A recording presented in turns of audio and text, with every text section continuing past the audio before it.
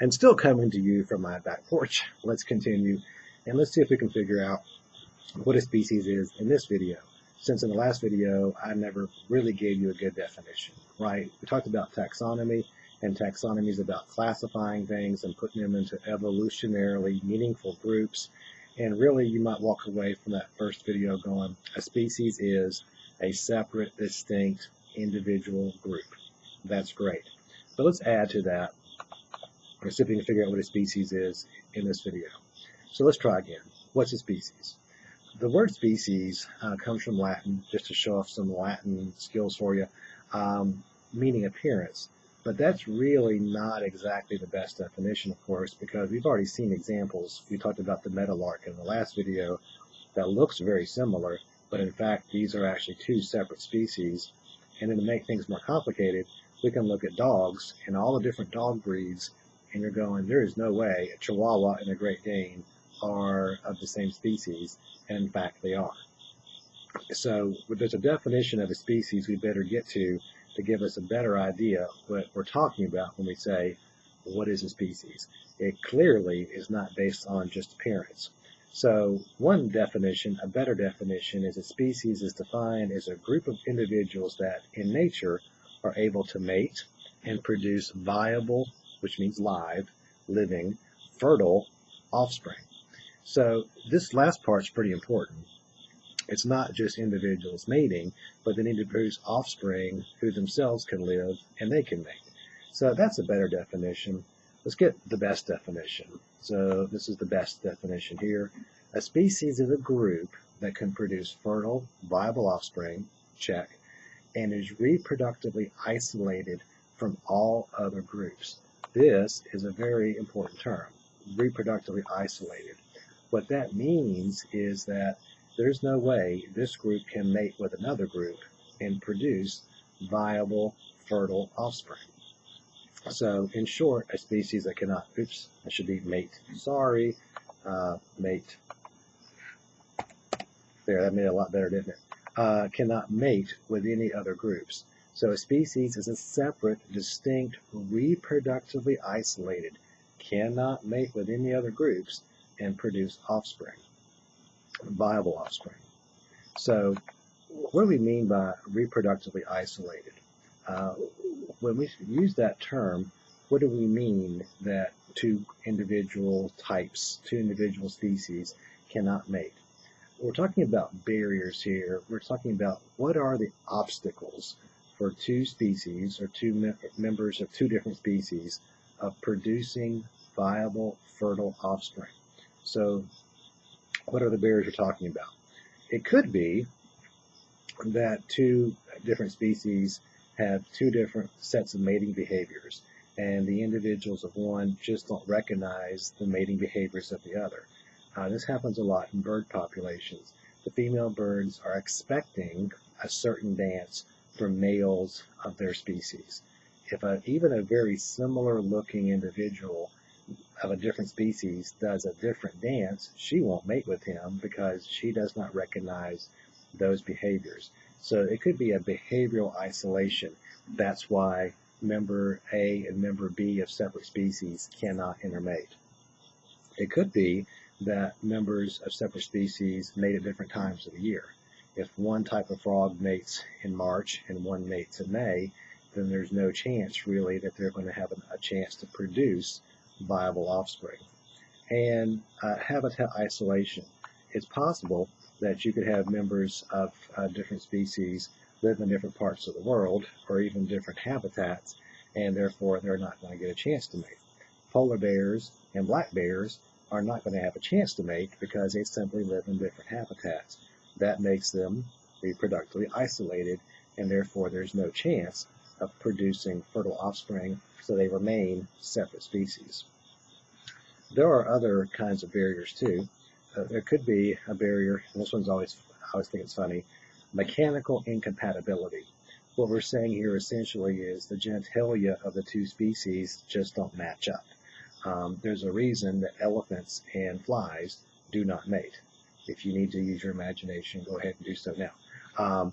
But there's a reason that they can't mate, and it's because their parts are incompatible. They're of different sizes, And there's no way of an elephant DNA getting into a fly or fly DNA getting into an elephant and producing offspring in any realistic way. So that's one barrier. There's a plane going over. Hang on. Okay, sorry about that. We had a plane flying over. So mechanical incompatibility is one way, as another way that we have reproductive isolation. There are others. Gametic incompatibility. The gametes, the sperm and egg of different species, usually can't fertilize each other. They have the wrong protein markers, they may carry the wrong chromosome numbers, and there's simply no way for the sperm to successfully fertilize the egg. So even if, let's say you talked a dog into mating with a cat, let's just say you did, even if you got past all the other barriers, the sperm and the egg of dogs and cats are too different, and you could not get an offspring from that. And one other way, another barrier is called hybrid weakness. Let's say, as in the case of horses and donkeys, that you do have mating, and horses can mate with donkeys, and you can produce mules. Mules are unfit to continue the line because they're sterile. In other words, if the definition of a species is in two groups that are separate because they can't produce viable, fertile offspring, then mules fall under the category of hybrid weakness. This category here is a little different because we can sometimes refer to this as a post-zygotic barrier. That is, in this case, you could produce a zygote, a fertilized egg, but beyond that, you're not going to get a fertile, viable offspring from that. So that makes horses and donkeys separate species. They have different chromosome numbers, and by the time you put different chromosome numbers together, the numbers don't quite work out in the egg, the fertilized egg. So you can produce an individual, but an individual is going to be sterile. They can't produce sperm and egg successfully, which is why horses and donkeys, even though they can mate, are still separate species. So our definition of species is a little bit blurry, and we'll talk about one more case where that's blurry here in a second. But before we leave this point here, how do we get new species then? It could be that a new species arises from an original population that gets split. If you imagine, let's say you have let me draw it here. Let's say you have an area in a forest, and all of a sudden a river cuts through that forest and separates the forest into two, this is not very good, into two distinct sides, side A and side B. And let's say you have mouse populations on either side. Since there can no longer be any mating because there's habitat isolation over time, population A may evolve certain characteristics or features or behaviors different than B, and because of that, over time, this becomes species A and species B. If for some reason, and I think I have an eraser here, if for some reason that barrier gets erased, are they going to mate? No, because the barriers have evolved over time to where even though they're in the same area, they can no longer intermate. So it is possible that through time or space or even genetics, through mutations, a single population here can become different enough that you have two separate species. Okay, finally, let's deal with this issue of our definition of species. It seems like it's pretty good, right?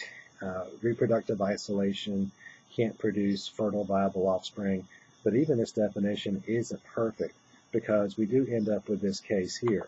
Let's say you have organisms like bacteria that reproduce asexually. Well, they're not of their same species necessarily. They're not different species necessarily. So that definition for bacteria doesn't work quite as well. And for organisms that are extinct, we can't fall into the trap of saying, if we find two of these fossils that look very similar, they must have been of the same species. They may not have been, because remember, appearance by itself does not tell us whether or not two organisms can intermate. So our definitions are not perfect. For some organisms, we have to use appearance or other means to determine species groups. For modern day discussions, though, we try to focus on reproductive isolation.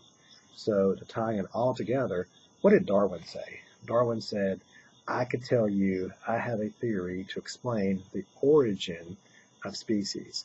He said, I can tell you why all these different groups, these 10 to 15 million different species, have come to exist.